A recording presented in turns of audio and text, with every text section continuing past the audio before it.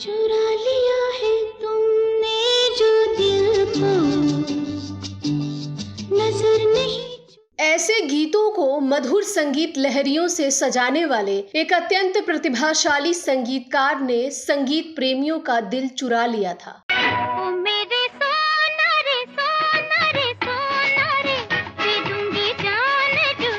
उस संगीतकार को दुनिया पंचम दा के नाम से जानती है, जिन्होंने बॉलीवुड संगीत की परिभाषा बदल दी थी। मेरे सपनों की रानी कब आएगी तू, आए रुत मस्तानी कब आएगी। संगीत के साथ प्रयोग करने में माहिर राहुल देव वर्मन पूरब और पश्चिम के संगीत का मिश्रण करके एक से बढ़कर एक धुनें तैयार करते थे। जय जय शिव शंकर, कांटा लगे न कंकर के प्याला तेरे। हालांकि इसके लिए उनकी काफी आलोचना भी हुआ करती थी, लेकिन इसके बावजूद उन्होंने संगीत की दुनिया में अपनी एक अहम पहचान बनाई। वो बाग बहार खिलाए, जो बाग। राहुल देव वर्मन को हिंदी फिल्म संगीत की दुनिया में सर्वाधिक प्रयोगवादी और प्रतिभाशाली संगीतकार के रूप में आज भी याद किया जाता है। महबूबा महबूबा। वो आम जीवन में रोज सुनाई दे जाने वाली आवाजों में से संगीत खोज लेते थे। संगीत बनाने के लिए वो ग्लास, चम्मच, बियर की बोतल और कंघी जैसी घरेलू चीजों का इस्तेमाल करते थे।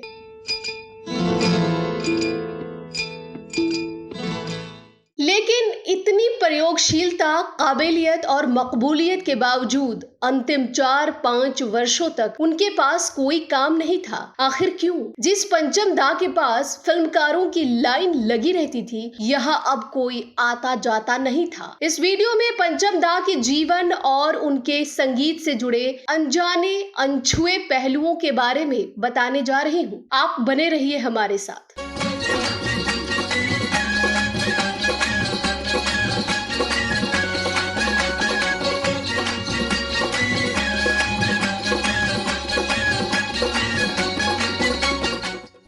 चेहरा है या चांद खिला है, गुलबुखने।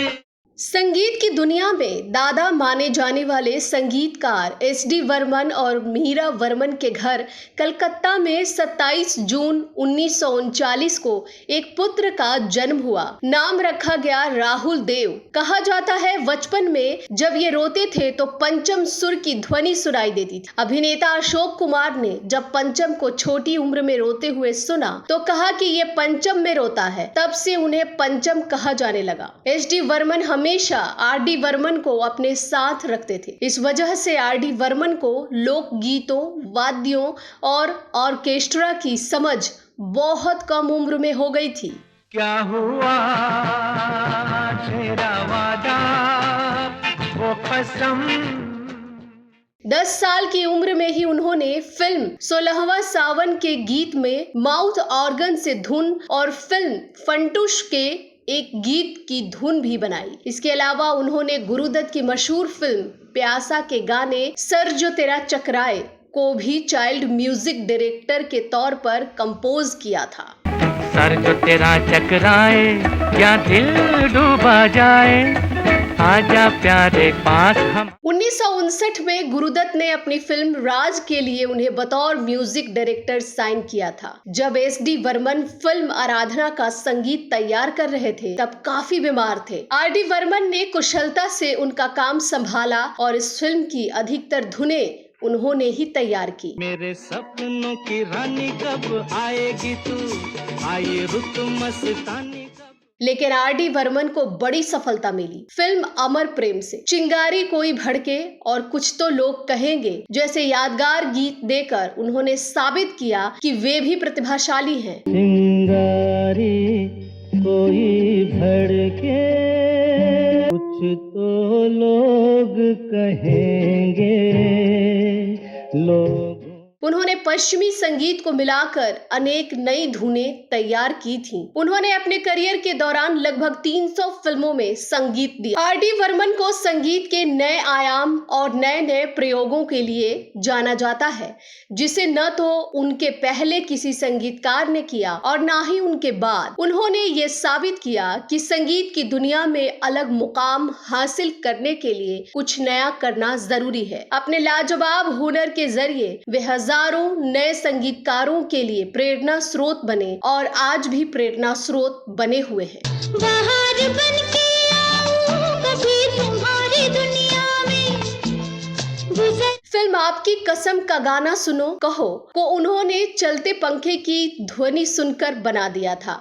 सुनो कहा कहा सुना कुछ हुआ क्या।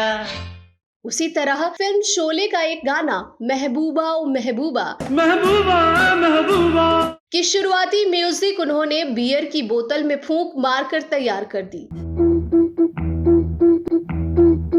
गाड़ी में लगने वाले ब्रेक की आवाज को फिल्म घर के गाने तेरे बिना जिया जाए ना में सम्मिलित करने वाले राहुल देव वर्मन आए दिन अपने किसी न किसी गाने में इस तरह के प्रयोग करते ही रहते थे।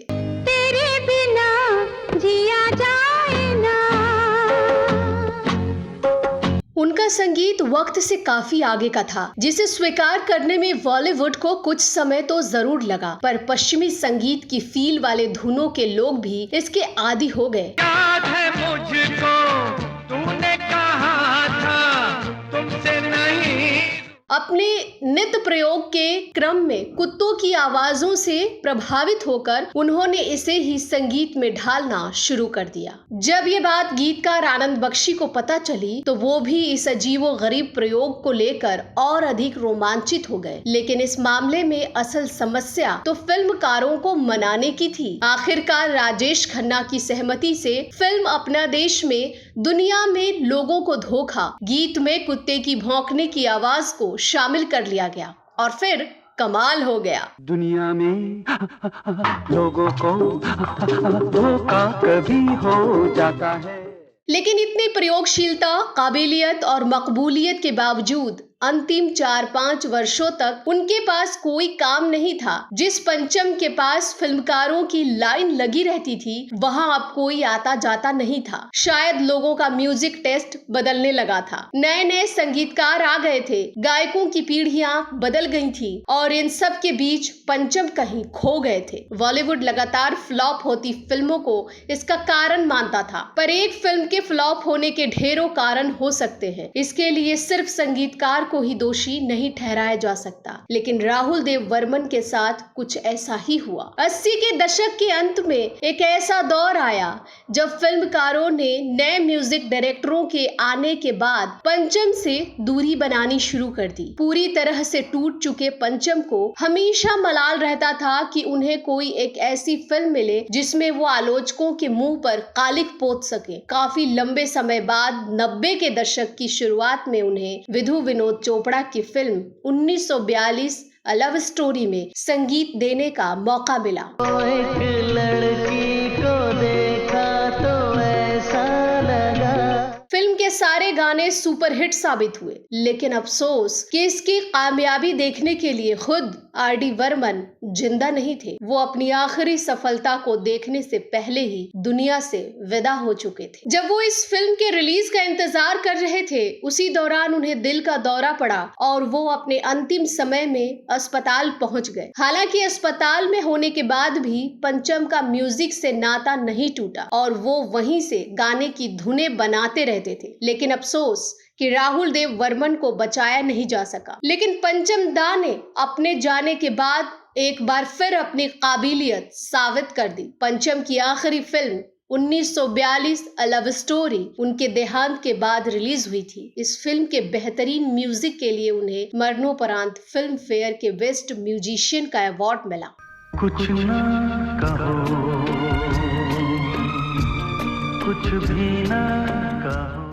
4 जनवरी 1994 को उन्होंने इस दुनिया को अलविदा कहा, लेकिन दुनिया को गुनगुनाने लायक ढेर सारे गीत वो दे गए। प्यार की गलियां, बाहों की कलियां, सब रंग रलियां पूछ। प्रसिद्ध गीतकार जावेद अख्तर ने कहा था, पंचम एक ऐसा शख्स था जिसने अपने आप को संगीत का बादशाह साबित किया। फिर उससे वो ताज छिन भी गया, लेकिन उसने 1942 अ लव स्टोरी में शानदार संगीत देकर फिर से ये साबित कर दिया कि साहब संगीत का शहंशाह तो वही है। दिलबर मेरे जब तक मुझे ऐसे ही छड़ पाओगे। अफसोस कि उस बादशाह की जान तख्त पर दोबारा बैठने से पहले ही निकल गई। तो दोस्तों, आप पंचम दा और उनके गीतों के बारे में क्या कहना चाहते हैं? आपको ये वीडियो कैसा लगा जरूर बताएं। अगले वीडियो में मैं कोई और कहानी लेकर हाजिर हो जाऊंगी। अब अपनी दोस्त और होस्ट शशि प्रिया को अनुमति दें। अगले वीडियो में फिर मुलाकात होगी, तब तक के लिए नमस्कार।